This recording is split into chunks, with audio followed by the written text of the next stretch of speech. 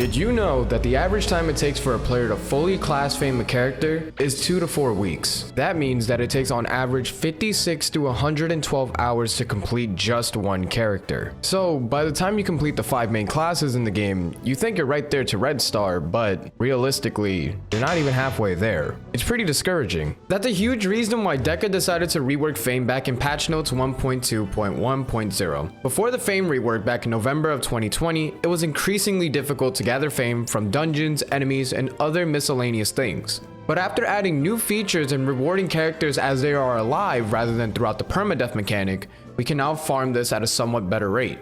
But then update 1.6.2 came out, which completely made obtaining the infamous White Star a whole new challenge itself. If you're wondering how I'm getting all this information, I posted on the official Realm of the Mad God Reddit for everyone to see, and taking this information under consideration along with research with RotMG. So you can guarantee this information is pretty accurate. But before we get into that, let's talk about how this mechanic even works. Base fame is gained exclusively from getting XP. You get XP from killing enemies. The calculation in which you get fame is 1 fame per 2000 XP. So for example, 40,000 XP is translated to about 20 fame. But then we have to keep other factors into play, such as exaltations, dungeon modifiers, stat bonuses too. It can become tricky to keep all of this in mind, so I wanted to break it down as easily as possible. XP bonuses are located on weapons, armors, rings, you name it. Everything has XP bonuses. Some items have more than others though. Use the highest items with the greatest XP bonuses when clearing dungeons and boss fights to get the most out of it. Exaltations are more for endgame players. Once a player maxes all 8 stats on their character, they can start exalting their stats by completing certain endgame dungeons a certain amount of times.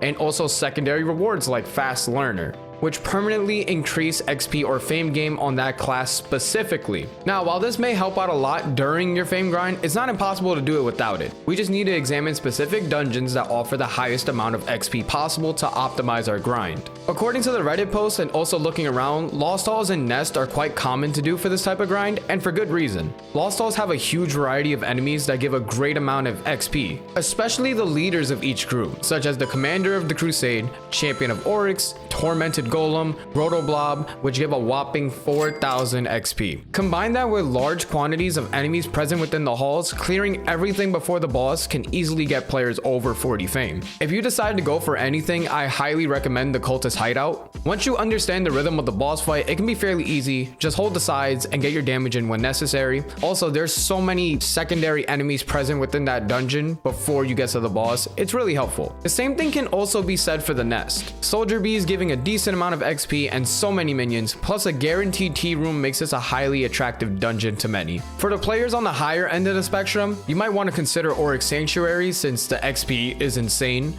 for the mini bosses and O3 himself. Not to mention, you'll also be getting XP from O1 Wine Cellar as well. While you're doing these grinds, be sure to look out for these dungeon modifiers because they could benefit your fame journey immensely. Events are another way to get good amounts of XP. Deca will occasionally do double XP weekends and other events that focus on specific dungeons. If they do specific dungeon events, then you can expect a lot of people grinding them, so I highly recommend checking those out. For Rixmas 2021, there was a double XP for an entire week, and combine that with the Battle of the Nexus dungeon, you were grinding out a ton of fame. It was quick, reliable, and such a blast when admins came and started popping them like crazy, to make sure to keep an eye out for things like that if you were thinking about base fame grind then. This was quite a fun topic to research, so if you want to see more videos like this, make sure to comment down below, like and subscribe. I know I didn't talk about the other parts of fame like fame bonuses because that's a whole different beast of itself, so if you want me to cover that in another video, let me know in the comments below. I'll see all of you in the next video.